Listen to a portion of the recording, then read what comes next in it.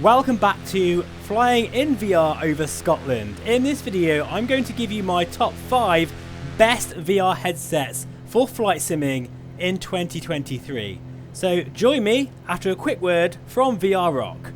VRRock offer the widest selection of custom-made prescription lens inserts that I've ever come across, and whether you are nearsighted or farsighted, they cater for all the major VR headsets, all the way from a Quest 2 to a Vario Aero, and even the huge lenses of the Pimax 8KX. However, if you don't wear glasses, that's also fine, because to be honest, it's essential to make sure that you keep your lenses and your eyes happy. VRRock lens inserts offer 5 different coatings, including anti-glare and blue light filters, which actually help combat motion sickness and insomnia. Right now I have a 5% discount code which can be used across their entire product range, so go grab it now while it's still available. Okay, so welcome back and thank you as always for being here. Let's start with number 5, with number 1 being the very best PC VR headset that I've ever used. Now, just a quick disclaimer, this is not the best value VR headset, this is just simply the very best VR headset you can buy right now today. At the end, I will tell you my absolute best recommendation as well, so stick around for that. So, number 5 has to be the Reverb G2, of course. It's getting long in the tooth now, but you cannot ignore the visual fidelity versus the audio versus the performance and cost. It's an absolutely excellent VR headset, and there's no wonder why even today it's the number 1 choice for many simmers all around the world. Number 4, it's the Pico 4. Funny enough. And you know what? That was my surprise headset of last year.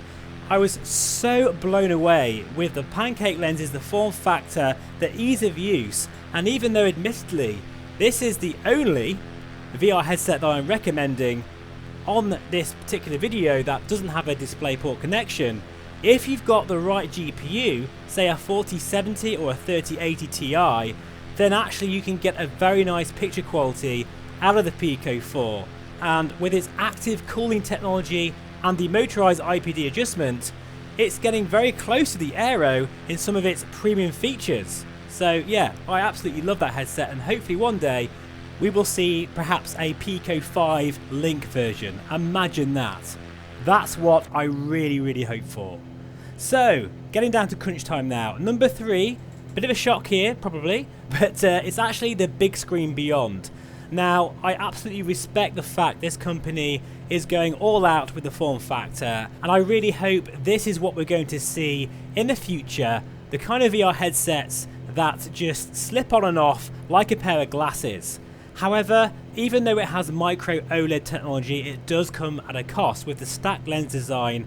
It does have glare, unfortunately, which for me personally is a bit of a deal breaker. But however, I do feel that the image quality overall is absolutely fantastic. There's nothing like a micro OLED display, guys, honestly. And it's really quite amazing to be able to look around the cockpit like I'm doing now, looking at Ben Nevis, funny enough, and it just doesn't feel like you've got a bulky VR headset on. The lack of inertia, it feels so free, and it's a very unique experience. So for some of you, it might actually be the best VR headset you've ever tried. But as I'm, about image quality first and foremost, and of course comfort, but I'm going to get into that in a minute with these 2 other headsets I'm going to mention, I still feel that the Big Screen Beyond for me isn't quite up there with the very best that I've ever tried. Right, now it's crunch time now, and this is going to surprise you because now that I've had a long time with the Pimax Crystal, I have to be a little bit wary of the fact that Pimax still have issues with quality control, and there are some people out there, they're not having such a great experience with the Crystal. So for that reason alone, and the fact that you do need batteries to run it, I'm going to put this at number 2. And don't get me wrong, the Pimax Crystal has the absolute best image quality I've ever seen to date in VR. I love it, especially with the DMAS solution, the really good microphone, the really nice field of view, the colours, the local dimming. It's an amazing package. But here's the thing, if I had to pick one headset to live with for the next 10 years, what would it be? Well, it would be the Vario Aero every time, because I totally trust that headset. The build quality is absolutely second to none. I've got nearly 1500 hours in that headset now, and it's still running perfectly. I've had no issues with it at all. And when it's all said and done, that together with the light form factor, and it's the most comfortable headset I've ever worn, by the way, including that of the big screen beyond. It still has aspheric lenses and incredibly sharp visuals, not to mention the superb software support and the fact that this headset is going to last a long time wins over for me. I hope you understand that. However, for those who've just got a Crystal, honestly, you've basically got everything the Aero has and more for a lot cheaper. So it's a very difficult and not a very clear-cut situation here. I just hope that the Crystal is going to last the long term.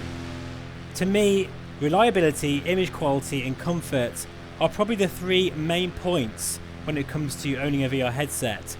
And I guess, simply put, the VR Aero, with its roots in the real aviation industry, well, it absolutely is a dream come true still for flight simulation. And I think if you already own an Aero, there's no point upgrading yet to any other VR headset that I've tried so far.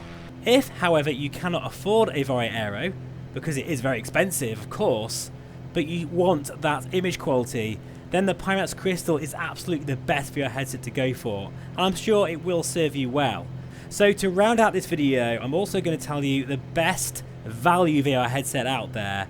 Well, probably I sound like a broken record here, but it is of course the Reverb G2, because it has incredible visuals, it's a great price, it's proven, it's been around for a long time. HP, even though sadly they are pulling out of the VR industry, well, it's still going to be supported for long enough for you to enjoy it. I think it's still worth buying one if you get a good deal on one of those G2s, especially because, as I say, there's nothing else out there right now, and I really am sad about that. Anyway folks, as always, please do let me know in the comments below what are your thoughts on all of this, and thank you so much for watching. Please feel free to subscribe, and I'll see you again very soon. Bye bye for now.